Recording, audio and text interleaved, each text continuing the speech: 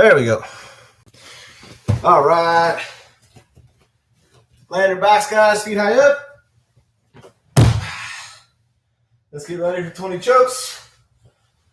Ready? 1, 2, 3, 4, 5, 6, 7, 8, 9, 10. 1, 2, 3, 4, 5, 6, 7, 8, 9, 10. Good. Left leg over your right knee. Elbow to your knee. Ready? 1, 2, 3, 4, 5, 6, 7, 8, 9, 10. And 1, 2, 3, 4, 5, 6, 7, 8, 9, 10. Good. Switch legs. Ready? 1, 2, 3, 4, 5, 6, 7, 8, 9, 10. 1, 2, 3, 4, 5, 6, 7, 8, 9, 10. Good. All right, guys. Let's get ready for 20 triangles. Ready? 1, 2, 3, 4, 5, 6, 7, 8, 9, 10.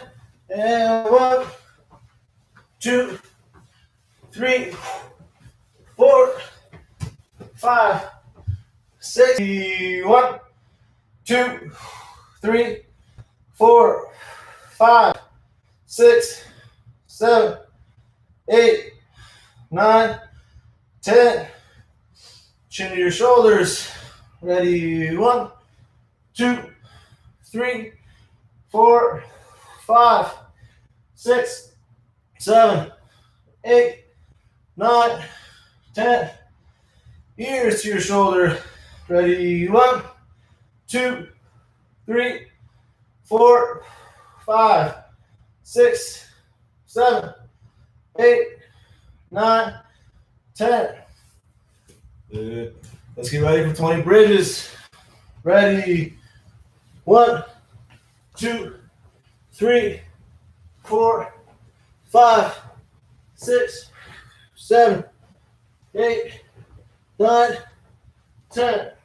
And 1, 2, 3, 4, 5, 6, 7, 8, 9, and 10.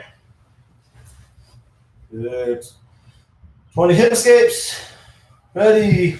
1, 2, 3, 4, 5, 6, 7, 8, 9, 10. And 1, 2, 3, 4, 5, 6, 7, 8, 9, 10. Good, guys. Let's set up for break falls. Feet together, hand across your shoulders. Ready? 1, 2, 3, 4, 5, 6, 7, 8, 9, 10. Good. Lay down, guys. Stretch your arms and legs. Breathe deep.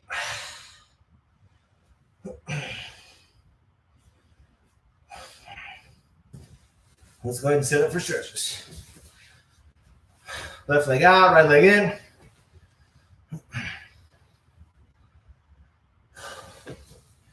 Ready? 1, 2, 3, 4, 5, 6, 7, 8, 9, 10. Good. Switch legs. Ready. 1, 2, 3, 4, 5, 6, 7, 8, 9, 10. Do both legs straight out in front. Ready. 1, 2, 3, 4, 5, 6, 7, 8, 9, 10. Good. Butterfly position. Ready. 1, 2, 3, 4, 5, 6, 7, 8, 9, 10. Good. Legs wide apart, guys. Good. Bring your elbows to the mat if you can. Ready. 1, 2, 3, 4, 5, 6, 7, 8, 9, 10. Good. Go ahead and roll all the way back, guys. Hold that position.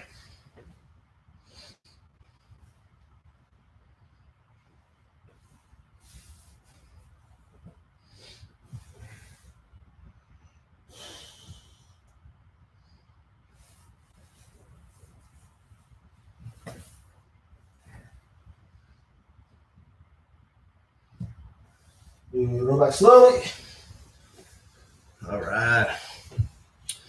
Let's get started, guys. So, like I said, I'm without a body today.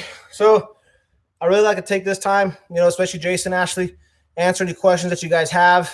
Obviously, I can demonstrate a little bit on my dummy here, okay, or at least point out some details on, what are the things that we worked like last week, or if you just have some general questions or questions in general, I'm happy to answer them. So let me know what you guys think, and yeah, we'll go from there.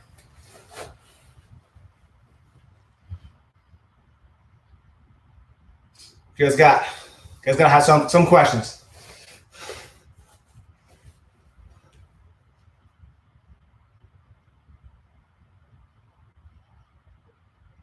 If you're talking, I can't hear you. I don't know if you're muted or.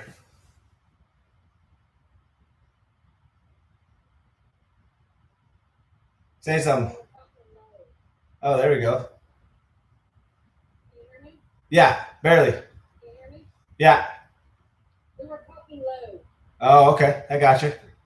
Because we practiced after class. And I think we were asking each other questions, but now we don't remember because it's 3 days ago. Right. Well, okay, I've got a question for you, Jonathan. Sure. So, in the pressure fasting, even just doing it for 5 minutes, just trying to retain it or trying to defend against it. Obviously, it's different for, I'm sure, a black belt, but I feel like we're expending a lot of energy trying to either maintain that position or escape that position. So, whenever we're trying to integrate this into our game, you feel like it's better to try it. If you're doing a 5-minute roll, do you want to try to do it the whole time? Or, say if you have several rolls, you kind of want to put it into your game intermittently? Yeah, I think so.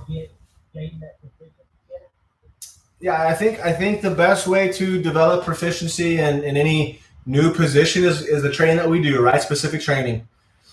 So you're still kind of engaging in a resistance-based scenario, right? But you're able to kind of implement the technique over and over again. And once you surpass, right, you pass the guard, for example, you stop and reset. Versus you pass the guard and you just stay in side control, or you stay in a dominant position, and you have a chance to implement that technique one time during the roll, right? So I think more training that's around intentional based training, if you will, right, around what you're trying to develop is the way to go. Specific training specifically, right? So you drill the techniques first, you develop those body mechanics, and then you apply it with resistance with the understanding of like, hey, once I pass, I stop and reset. If they recover guard, they sweep, we stop, reset, right? Because now you have more repetitions with resistance, and that's the key. And just like you said, you know, you're going to find yourself, especially in the beginning, where you're probably muscling a lot of this position, right? And it's hard to demonstrate, right? It's about more about weight distribution and the ability to control like the hip with the arm that's around and by pinching the leg, right? So, you know, for sure, if they're pushing back and you start pulling and using a lot of muscle, right, compared to just distributing your weight and staying tight, if that makes sense, remembering to breathe, you're going to expend a lot of energy. But that comes in time, you know. There's really no other way for you to develop that proficiency outside of just over and over and over again, you know. You'll eventually start to realize, okay, why am I getting tired here? Okay, do I really need to be flexing my whole body, or just need to position my weight and roll my shoulder? And like when I do this, I don't really flex my arms, my body, right? I distribute my weight, I pinch my legs, right? And I stay like I'm pinching, like my whole body's pinching, but I'm not flexing anything, right? I'm not doing this. I'm just pinching my body together. But my hands are still loose. I can still move. I'm just tight. That makes sense. That's the best way that I can explain that virtually. Anyway, I have to show you once we get back on the mats for sure. So what else you guys got?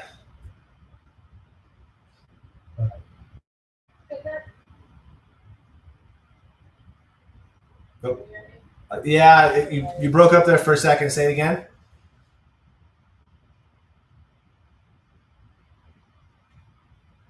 You there, Ashley? There you go. Keeping her shoulder in the right spot, because I feel like as soon as I dive in, can you hear me? Yeah. I think there's a big lag. Okay. As soon as, yeah, there's a lag, a major lag. Yeah. But as soon as we dive in, the first thing he does is push, and as soon as I lose my shoulder, then that's why I'm struggling to hold on the entire time. Mm-hmm.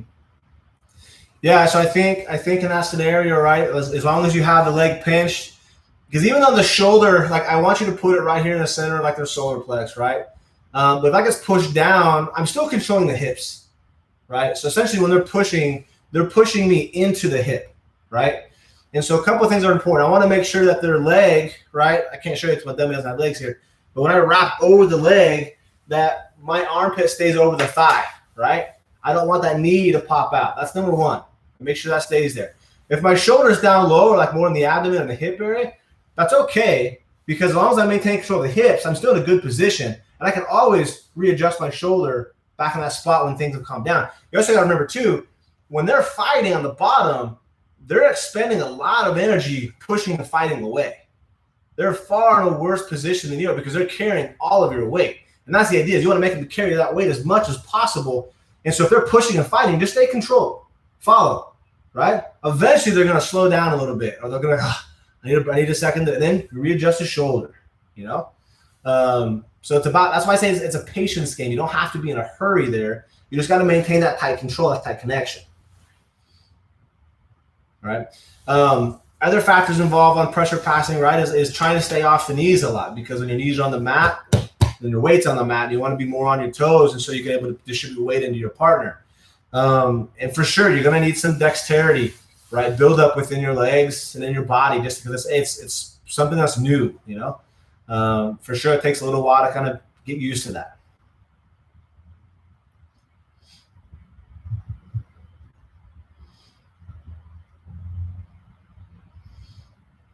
What else you guys got? And it could be on anything else too, guys. It doesn't have to be about like last week's technique. If there's something that, you know, you guys want to, a position, or if you want me to watch you guys do a position, I can pay attention to you guys and try to give some coaching as well. Well, I was thinking whenever you do a pressure passage, that it kind of left her vulnerable to maybe a extra. No, we never got it. Well, but I never really tried to So if they kind of lift their head up a little bit, you're able to grasp on collar, lapel. I mean, It's gonna be hard because you don't have your hips engaged, right? Like on an X choke, usually you're in an enclosed guard, and so I can use my hips to pull everything in, but you have one leg trapped in your spread. So unless you can just choke here, right? For sure, it's a possibility, but I don't think I don't ever run into that issue much, and especially if they're focused on the choke, usually I can hop over the legs. Right, and that's why I knew you were going. Yeah. So as soon as you would go for the choke, that's when I would push my hips and reach for the pass, and then you would automatically do that.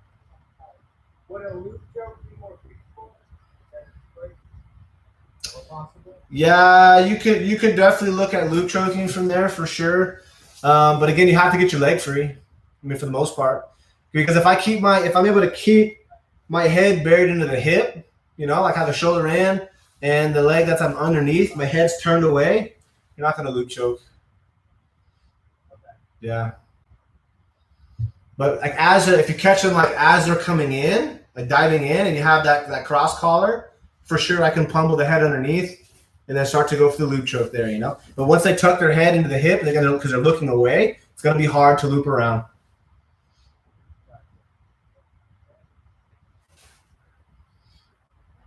Well, are you paying this weekend? Possibly. I talked to the guy today, so he said for sure. He goes, man, it needs to be done quick. He goes, they're almost done with everything they need to do. So that they're probably going to put some floors in this week. Doing some mud and tape, the rest of the mud tape and bedding this week. So possibly this weekend, if not next for sure. Next for sure, yeah.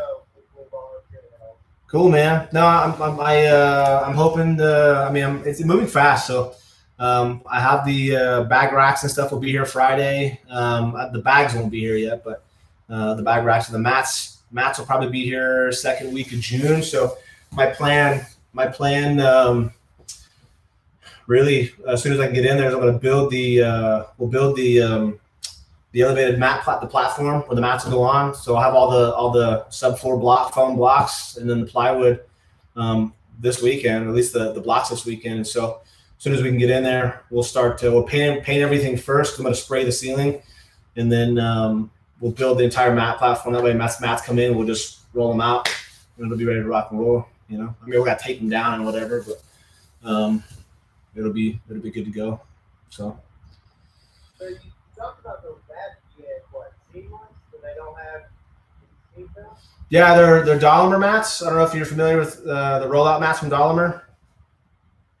Oh, okay. Yeah, so these black ones that we have, you've been in our garage. These are from Dolomer over there in Fort Worth. Oh, yeah. Yeah, those are Swain mats. Yeah. Yep. So we'll get the rollout mats. Yeah, there'll be a smooth texture, so they won't have the tatami. So no, it's basically like what we have now, just so easier on the no mat burns. So but they'll be seamless. They're quite a bit cheaper as well, but I prefer the Dolomer. I like the looks of these better, like as far as aesthetically goes, but training wise, I've always liked Dolomer better. Yeah. But yeah. So guys, so Chase was working today and he's not feeling well, so he's usually my dummy and Neil. I don't know what he's doing, so he failed me today. So, but like I said, if you guys have questions, I'm here. So I'm happy to answer it if you guys got any. If you want to address certain positions, we should talk about it. Otherwise, we can pick back up on Thursday. So.